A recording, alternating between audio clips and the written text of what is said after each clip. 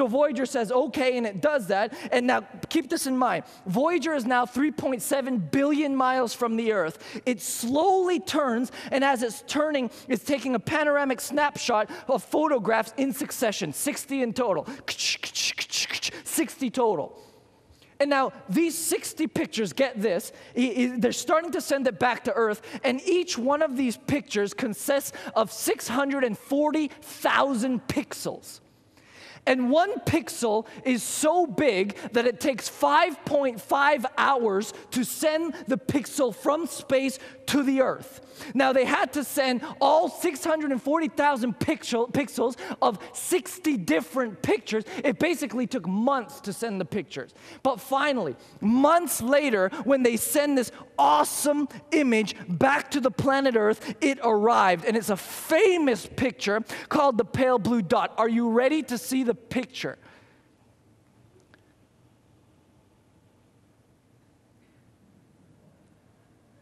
Now, you might be thinking, wow. No, you're not thinking that. You're like, did I miss something? You know, like these are the pictures that if I have on my digital camera, delete, like miss picture, whoops, or, you know, like if you get prints, you rip it up, like, oh, that was a waste. No, this was the picture, my friend. And when you look really carefully, you can see a little couple of beams of light there that are reflecting on a couple things. And I don't know if you can see it from where you're sitting. I can see it. I'm going to blow this up a little bit bigger for you to see it. I guess you can't really see it. But right there, out of everything you see, there's a tiny little speck. Can you see it? Can you see that little speck?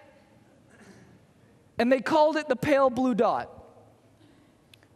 And it's a picture of Earth from 3.7 billion miles away. And it just so happened to be the only planet that was visible in light of this grand panorama. Isn't it interesting? I mean, doesn't this put things into perspective for us to think that every person who has ever lived in the entire world and who is living now lives on that tiny, I lost it. It's like here somewhere, there it is. That tiny blue dot. Now, to put things in perspective for you, I'm going to show you a very short 1-minute video. The music's kind of creepy, so keep the volume down on it. It's kind of weird. I don't know who made it, but it's just to kind of show you the perspective of how big the universe really is there. Yeah, just don't mind the music.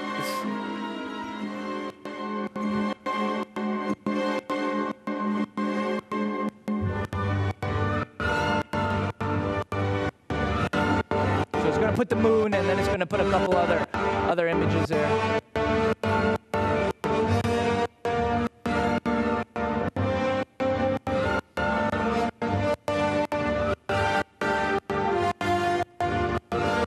Venus, obviously, around the same size as Earth there. Now we're just getting big. That's Earth, that's Neptune, and Uranus. Dirty minds.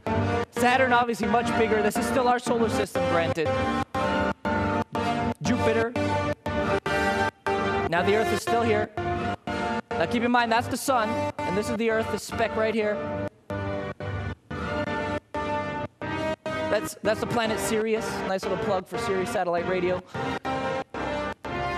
These ones I can't even pronounce anymore, so I'll just look at it. The Earth is not even here anymore. It's way out. There's another star.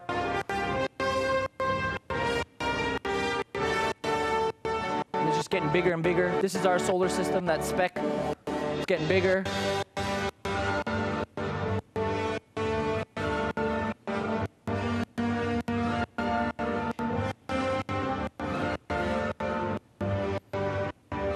Obviously, we're not even on the dot here anymore.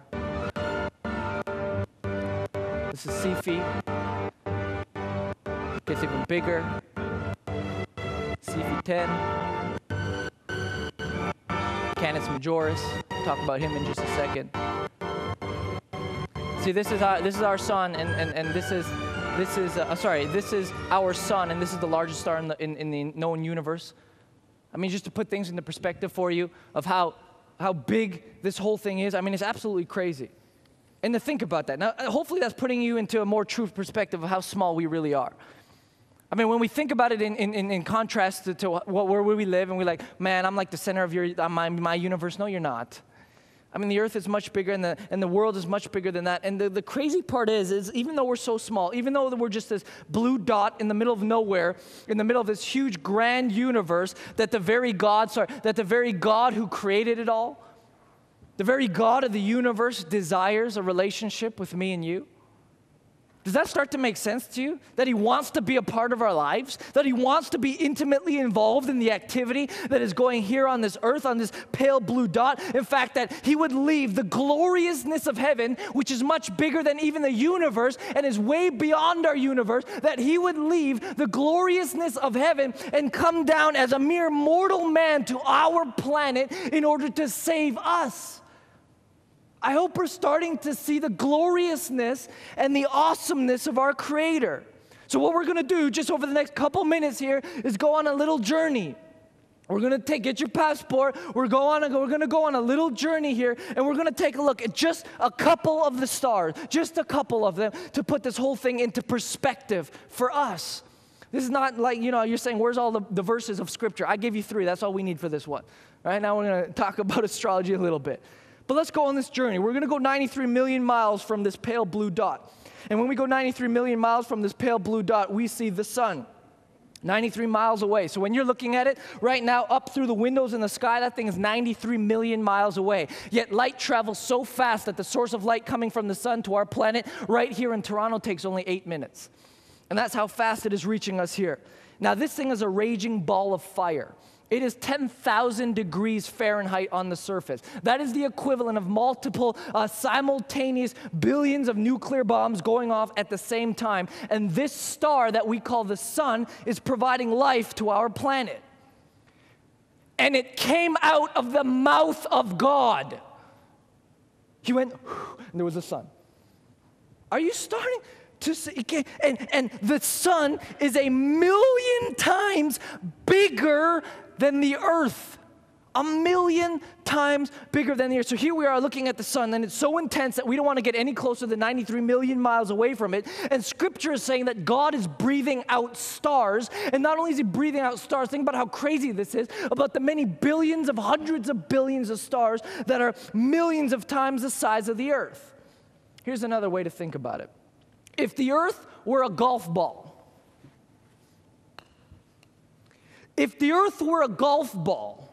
this sun would be 15 feet in diameter. So all throughout the rest of this message, we're going to use this golf ball as an example of the planet Earth. And if you look really, really, really carefully, you might be able to see yourself. People are actually like, can I? No, you can't. It's just a golf ball, right? Now to think about this, right? If the earth were a golf ball, the sun would be 15 feet in diameter. Now I'm going to blow up the sun as big as I can on the screen here. Now this is probably about 7 feet, so double this. And if you want to see the size of the earth in perspective to the sun, it's 2 of these pictures compared to our earth. The earth is huge. I mean, the sun is huge, and the earth is so small compared to just one of the suns in our entire solar system. It's so big that you could fit 960,000 earths inside the sun. And now this image comes from the Swedish Solar Institute, and this is a close-up of the sun. What it basically is